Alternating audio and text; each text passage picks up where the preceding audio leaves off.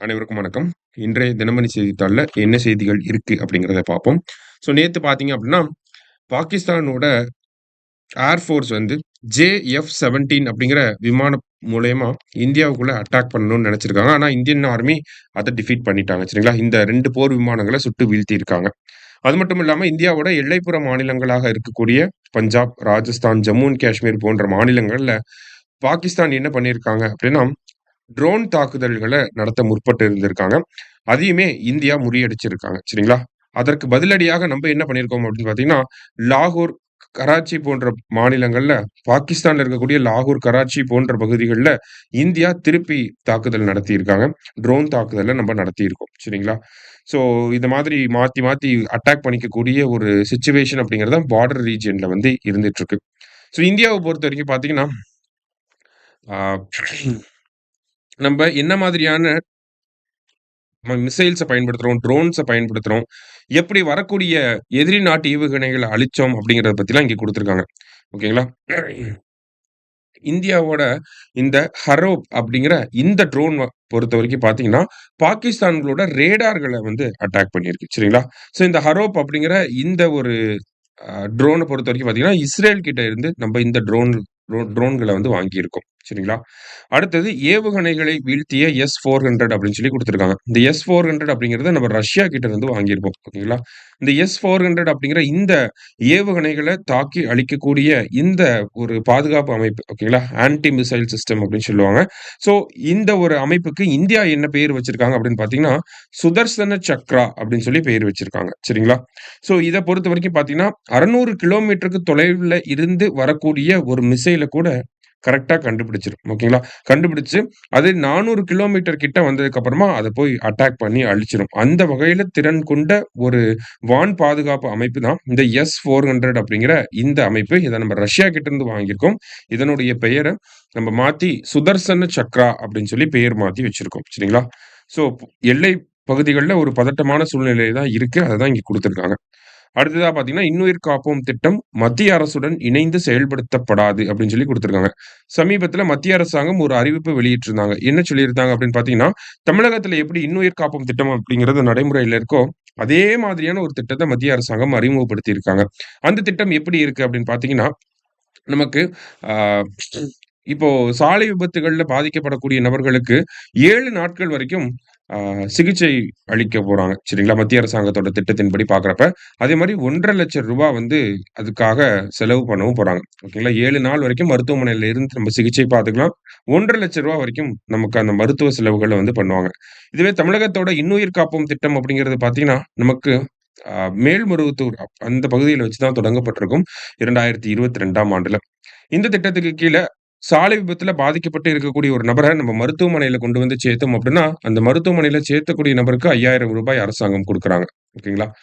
அது மட்டும் இல்லாம அந்த மருத்துவமனையில சேர்க்கப்படக்கூடிய நபர் 48 மணி நேரங்களுக்கு மருத்துவமனைகள்ல சிகிச்சை பெற்றுக்கலாம்.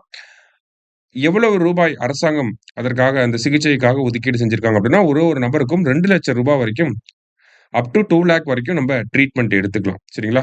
இது தமிழகத்த சேர்ந்த நபர்களுக்கு மட்டும் இல்ல. தமிழ்நாட்டுக்குள்ள யாருக்கெல்லாம் ஆக்சிடென்ட் ஆகுதோ, வெளிநாட்டினர், வெளி மாநிலத்தினர் யாருக்கெல்லாம் ஆக்சிடென்ட் ஆகுதோ, அவங்க எல்லாருக்குமே இந்த ஒரு திட்டம் அப்படிங்கிறது நடைமுறைப்படுத்தப்படும். சரிங்களா?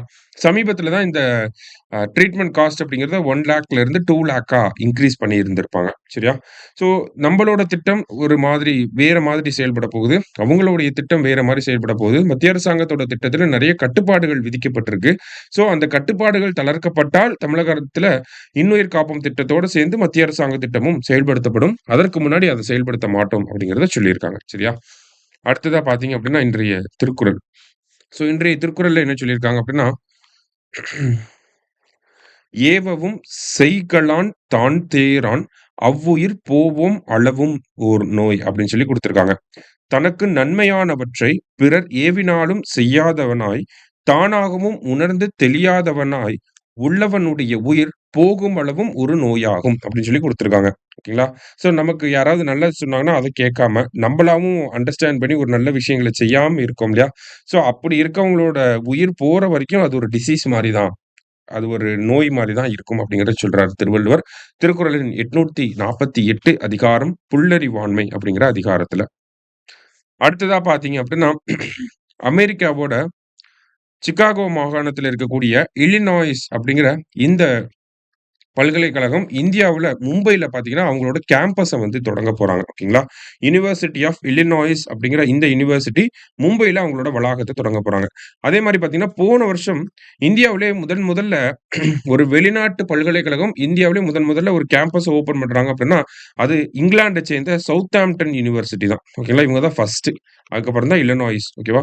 சவுத்தாம்ப்டன் யுனிவர்சிட்டி தான் ஃபர்ஸ்ட்டு இந்த மாரி நாங்க ஒரு கேம்பஸ் ஓப்பன் பண்ண போறோம் அப்படிங்கிறத சொல்லியிருப்பாங்க.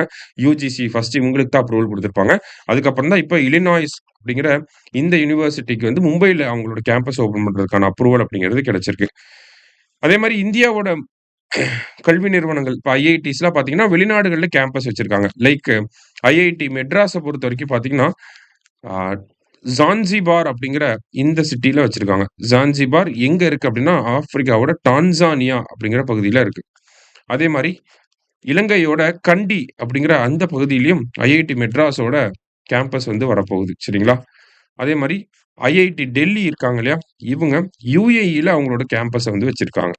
ஓகே. இதெல்லாம் நம்ப ஆளுங்க வெளிநாட்ல தொடங்குனது. வெளிநாட்ல இருக்கக்கூடிய பல்கலைக்கழகங்கள் இந்தியாவுல தொடங்க போறது அப்படின்னு பார்த்தீங்கன்னா, 1 ஃபர்ஸ்ட்டு சவுத்தாம்ப்டன் யுனிவர்சிட்டி, அடுத்தது இல்லினாய்ஸ் யுனிவர்சிட்டி. சரிங்களா? நெக்ஸ்ட்டு மத்தபடி இன்றைய செய்திகள்ல பார்க்குறப்ப புதிய போப் ஆண்டவர வந்து தேர்ந்தெடுத்துட்டாங்க. ஸோ இவரு யார் அப்படின்னு பார்த்தீங்கன்னா, அமெரிக்காவ சேர்ந்த நபராக இருக்கார். உண்மையான பெயர் இயற்பெயர் என்ன அப்படின்னு பார்த்தீங்கன்னா, ராபர்ட் பிரான்சிஸ் ப்ரீவோஸ்ட் அப்படிங்கிற அ இவருக்கு போப் ஆனதுக்கு அப்புறமா என்ன பேர தேர்ந்தெடுத்திருக்கார் அப்படின்னு பார்த்தீங்கன்னா, லியோ 14 அப்படிங்கிற இந்த பேர வந்து தேர்ந்தெடுத்திருக்கார். சரிங்களா? ஸோ 266வது போப்பா இருந்த 2013ல 266வது போப்பா யார் வந்திருப்பாங்கன்னா, பெர்காக்லியோ அப்படின்னு சொல்லக்கூடிய போப் பிரான்சிஸ் அப்படிங்கிறவர் வந்திருப்பார். அவர் சமீபத்தில இறந்து போனதுனால, இப்ப புது போப்ப வந்து தேர்ந்தெடுத்திருக்காங்க. இவர் வந்து 267வது போப்பாவா இருப்பார் அப்படிங்கிறத சொல்லியிருக்காங்க. சரியா? ஸோ இன்றைய செய்தித்தாள்ல இருந்த முக்கிய செய்திகள் எல்லாத்தையும் பார்த்திருக்கோம். நன்றி.